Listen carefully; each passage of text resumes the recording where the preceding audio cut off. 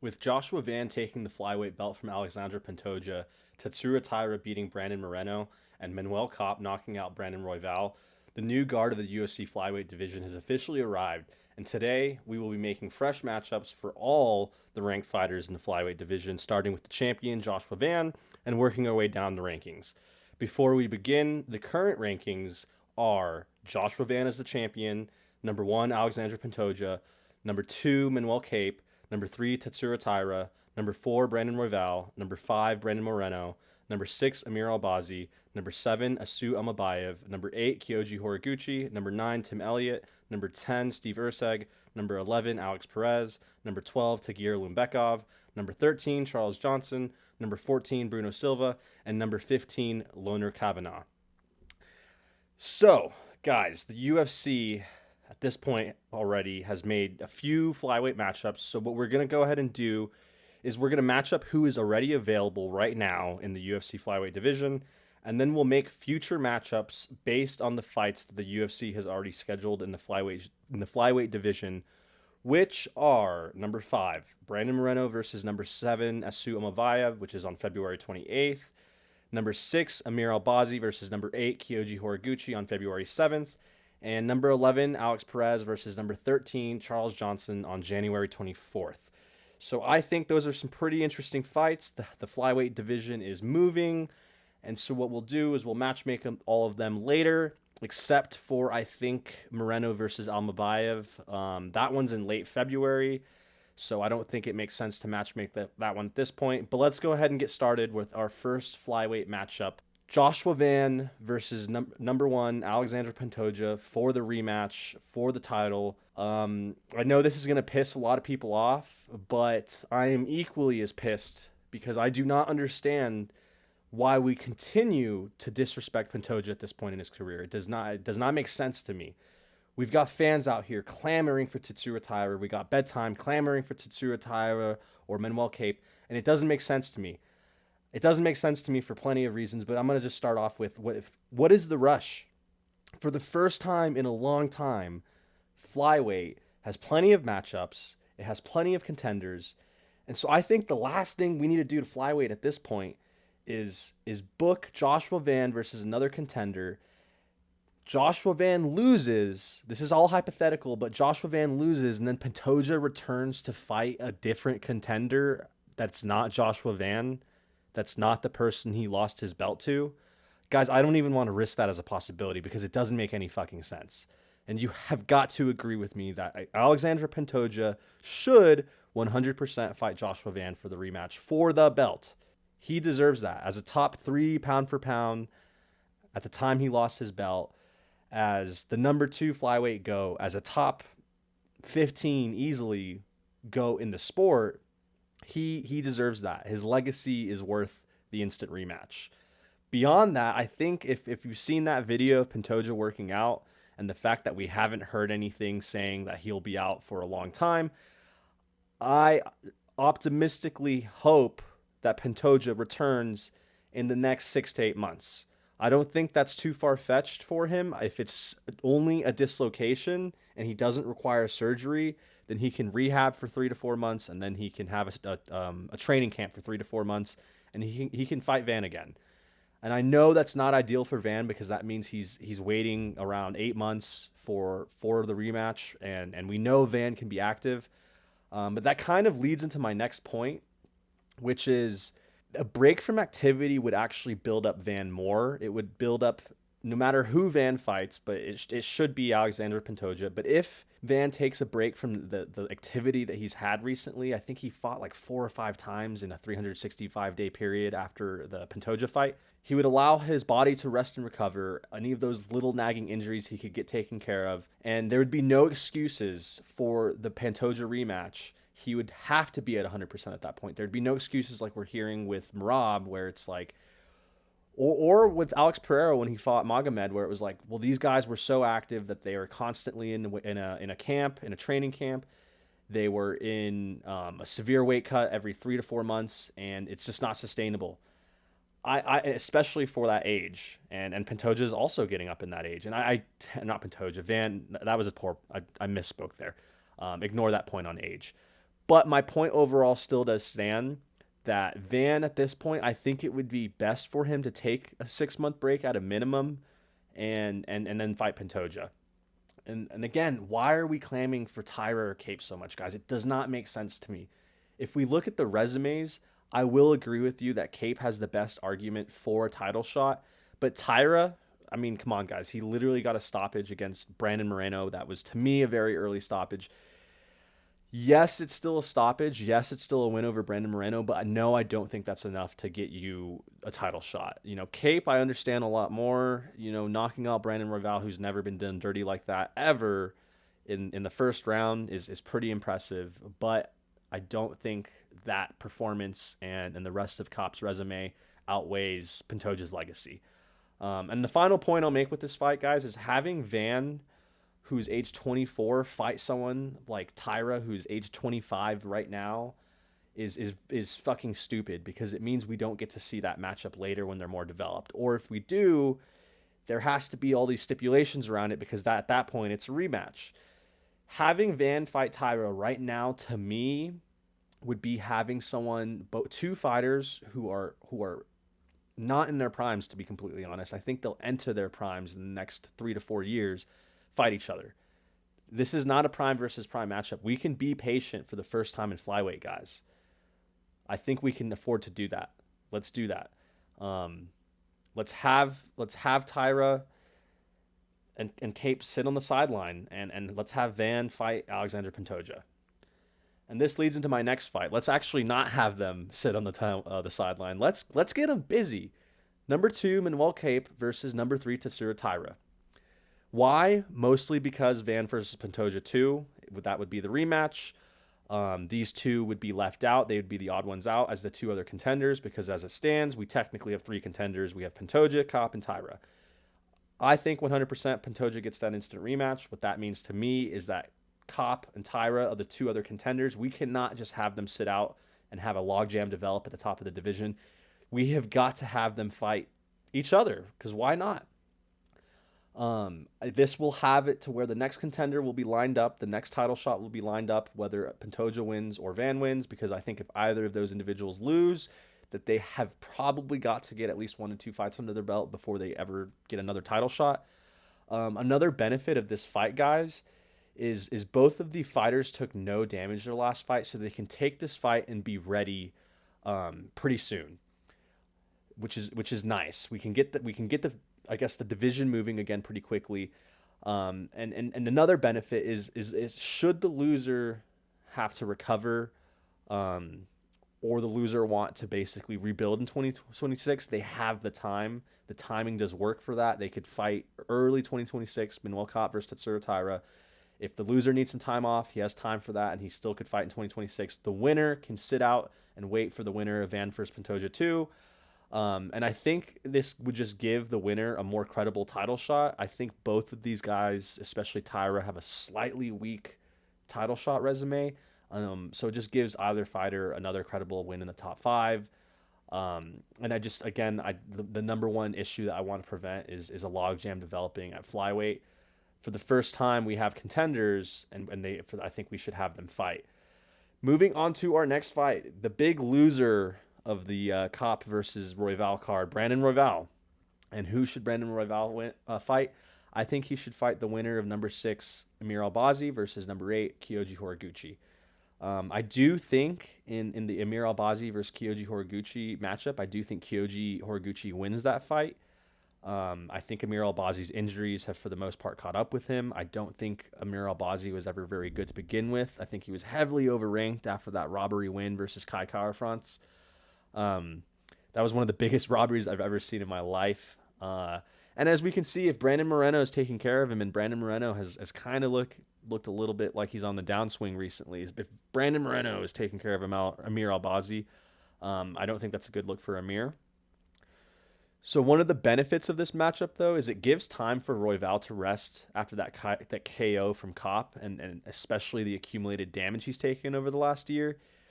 He's had a war with Moreno. He's had a war with Van, especially that Van fight.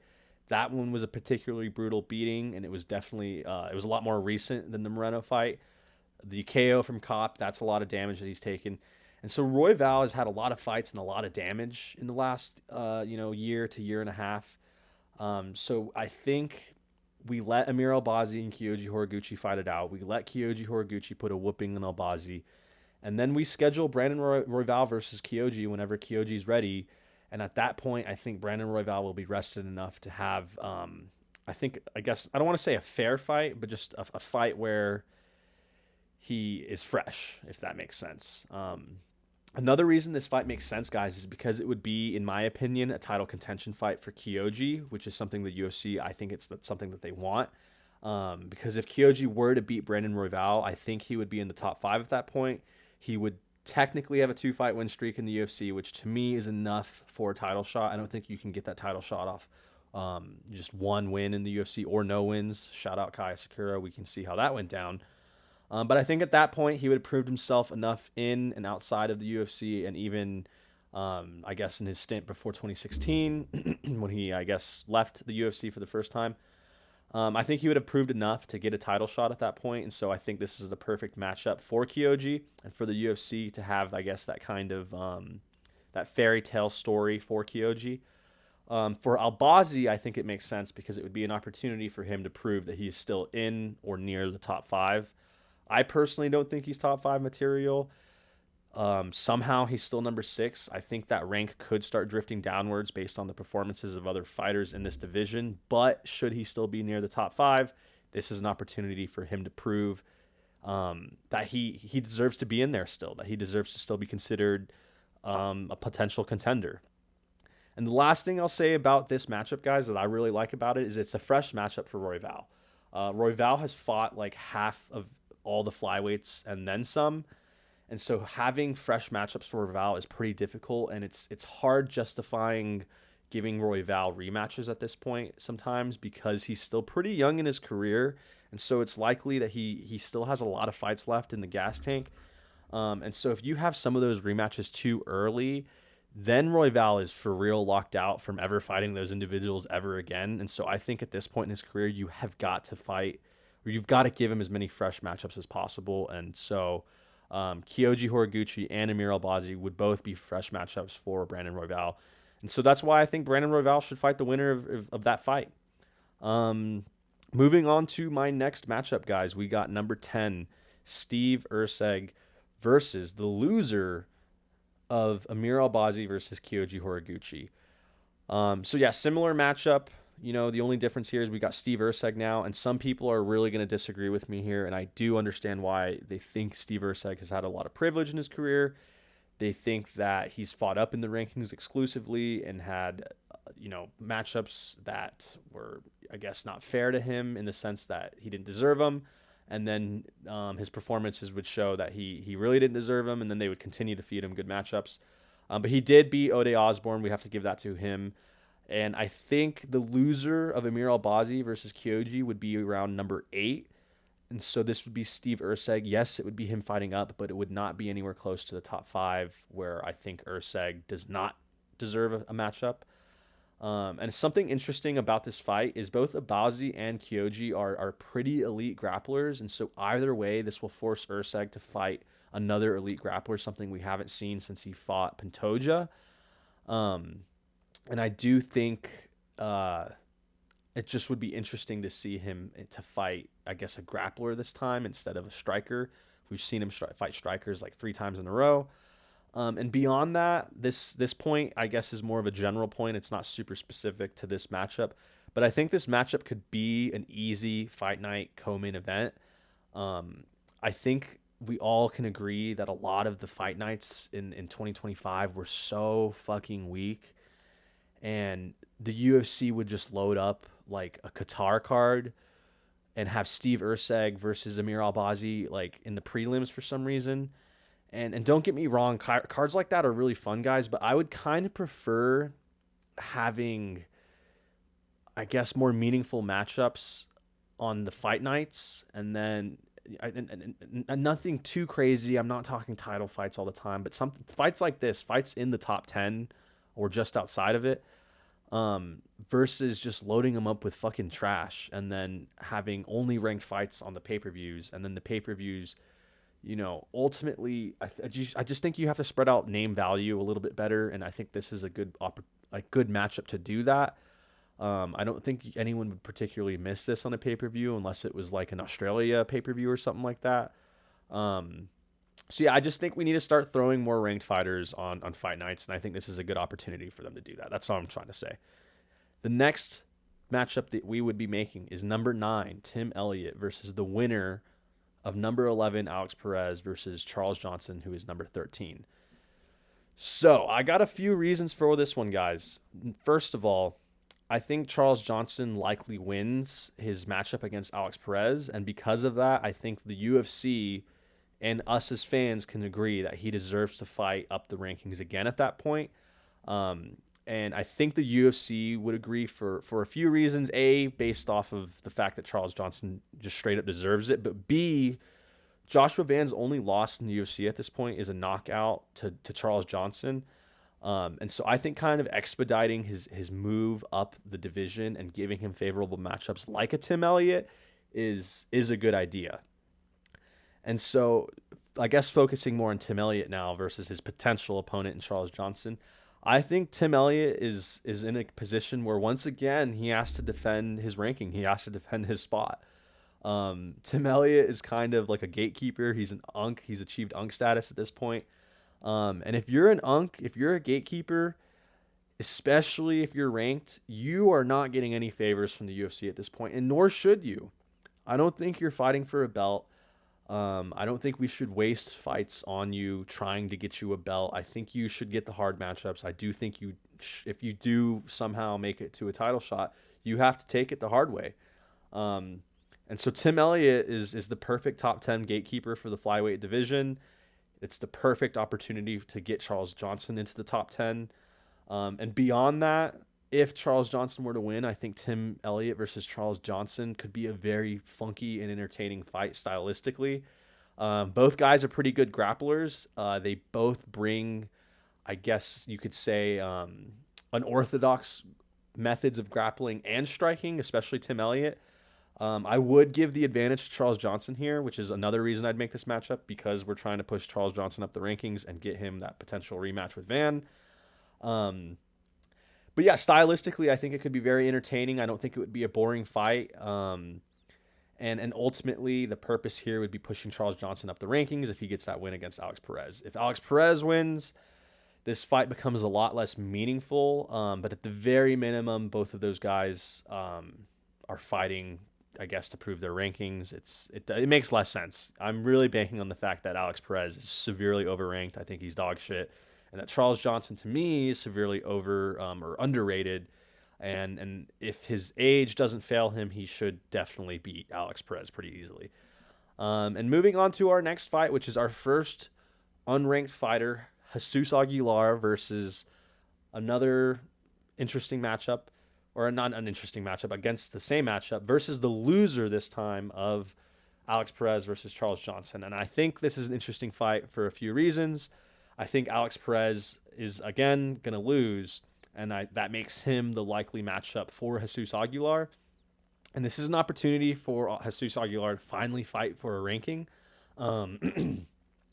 If I think at the time that Alex Perez would have this fight, he would be around number 13, number 14. So it's not like Aguilar is fighting like in a top 10 position. I think that would definitely be something he doesn't deserve. We finally, again, we can get the overranked Perez out of the damn rankings finally, guys. Like, let me just read you Perez's last 6 fights. So, in 2020, he fought Davison Figueiredo and lost by a round 1 guillotine choke.